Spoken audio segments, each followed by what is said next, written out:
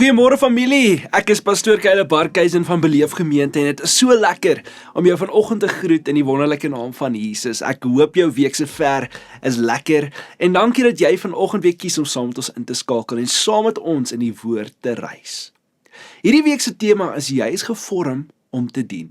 En gister het ons gesien dat jy God se meesterstuk is. En vandag bou ons daarop voort. Jy is nie net gevorm nie, jy is ook toegerus. God het vir jou gawes en talente gegee met 'n doel om 'n verskil te maak in ander se lewens. En wat 'n groot voorreg is dit nie, familie, om in mekaar se lewens te kan belê nie. In 1 Petrus 4 vers 10 lees ons die volgende. Petrus skryf: Elkeen moet die gawe wat hy van God gekry het, gebruik om ander te dien. So bewys julle dat julle betroubare bestuurders is van die genade van God in al sy verskillende vorme. Nou die woordjie hier, elkeen, dit sluit niemand uit nie. Elke gelowige ontvang 'n geestelike gawe of 'n vermoë.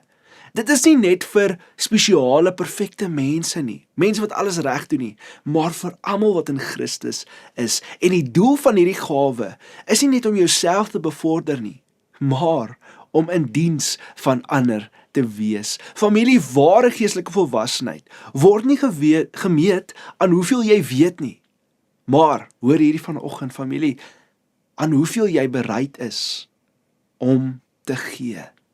En wat 'n ongelooflike waarheid is dit nie? Jou gawe is nie 'n toevallige byvoeging tot jou lewe nie. Dit is God se manier om sy genade, sy liefde, sy krag te deel met alle mense. En hier is die wonderlike ding, wanneer ek en jy ons gawes gebruik om ander te dien, raak ons 'n kanaal van God se genade.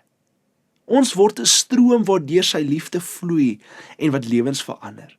En die enigste manier hoe ons God kan dien is deur ander mense te dien. God is onsigbaar hier op aarde, maar elke keer as ons iemand help, bemoedig of liefhet, wat gebeur?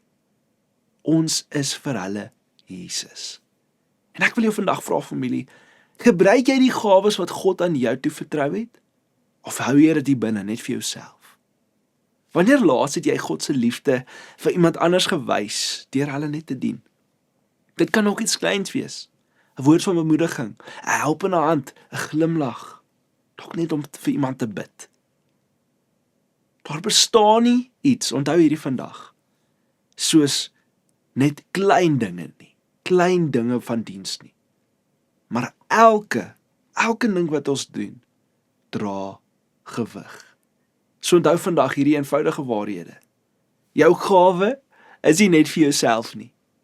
Jy maak die grootste verskil wanneer jy dit gebruik om ander te dien. En ek en jy word genooi om 'n betroubare bestuurder van God se genade te wees wanneer ons talente en ons gawes uitleef. En hierdie week ontdek ons hoe ons nie net dit moet doen nie, maar ook hoe ons met die regte gesindheid kan dien. Ons is beskikbaar, ons is dankbaar, ons is getrou en ons is vrygewig. En familie, ek hoop dat jy vandag sal besef dat jy is geroep vir meer. Jou gawe is nie net vir jouself nie, en jy dien ander wanneer jy dit gebruik. Raak vandag weer opnuut bewus van jou gawes en begin ander dien. Kom ons bid saam. Here, dankie vir ons gawes. Dankie dat U ons toegerus het met hierdie gawes. Help ons vandag om dit nie net vir onsself te hou nie, maar om dit wat U vir ons gegee het, reg te bestuur, reg te gebruik om ander te dien. Dis my gebed in Jesus naam. Amen. Mag jy 'n wonderlike dag hê in Jesus naam.